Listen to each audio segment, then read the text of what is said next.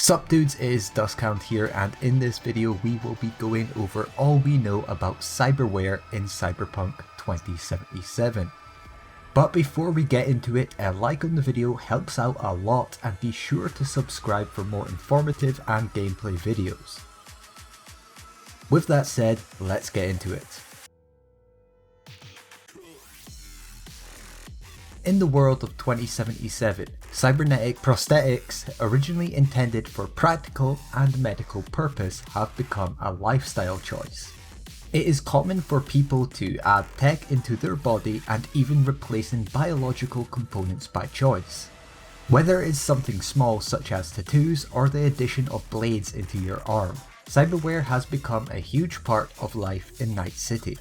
In the game, attributes and perks will equip us with skills, and we will have a multitude of weapons and armor at our disposal. However, in order to become a living weapon, we will have to become something more than human. Most cyberware in the game will be optional, but if we wish to use it, there is a ton of augments at our disposal. There are a total of 11 different categories of cyberware slots on V, and they are as follows. We have 3 slots for the frontal cortex, 1 slot in the ocular system, 3 slots in the circulatory system, 2 slots in the immune system, 2 slots in the nervous system, 3 slots in the integumentary system, 1 slot in our operating system, 2 slots in our skeleton, 1 slot in our hands, 1 slot in our arms, and finally 1 slot in our legs. Each of these slots are able to be filled with a piece of cyberware, providing us with quite a lot of options. Each piece also comes with an assigned rarity, ranging from common to uncommon, rare, and finally legendary. Not to mention that a lot of the cyberware is also able to be modded further.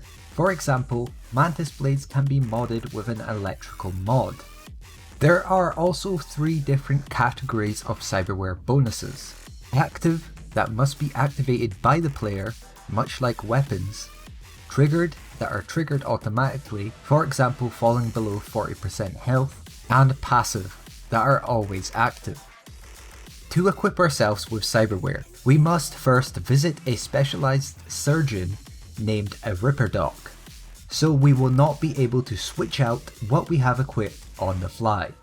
However, there are many Ripperdocs scattered around Night City, so no need to worry in that department. These vendors will also be able to trade for new cyberware, but that is not the only source, as you will be able to find cyberware as you progress through the story. There is one limiting factor to what cyberware we can have equipped, and that is humanity. Each piece of cyberware has a humanity cost that deducts from a total that V has. As far as I'm aware, it is not being confirmed yet, but I assume that we can acquire perks to increase this, or this will increase as we level. But however, do not expect to be able to go full Borg. So that is what cyberware is, and how we will get it.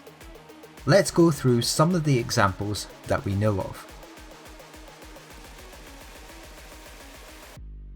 We know that one of the only mandatory implants is the Kiroshi optical scanner. This is the in-universe explanation for our HUD. The Mark I allows us to scan objects for basic info and will cost only 2 humanity, and the Mark II allows us to identify weak points on machines and vehicles and costs 4 humanity.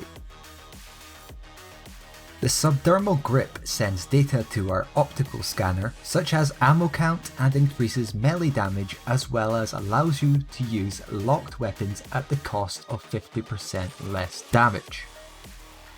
The most iconic of all cyberware that we know of is the mantis blades, pair of blades that protrude from V's forearms. We have seen that there are multiple mods and variants of this cyberware, such as electrical mods, a thermal blade variant, and a mod that allows for dash attacks and stronger strong attacks. The most important piece of cyberware for all you netrunners out there would be the Cyberdeck. We have seen the legendary Raven Microcipher Mark IV that allows you to perform quick hacks while scanning, increases the time it takes to be hacked, increases quick hack spread distance by 60%, and increases RAM recovery rate by 6 per minute. The Gorilla Arms will give you increased strength, allowing you to destroy obstacles, force doors open and deliver heavy strikes with your fists.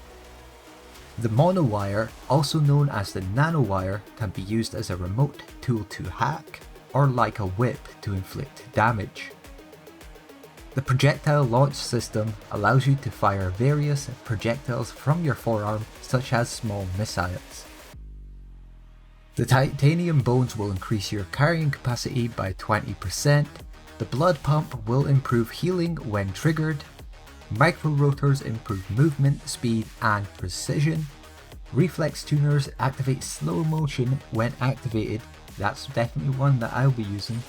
The Kerenzov triggers a slow motion effect on a dodge, and Sin Lungs improve stamina regeneration.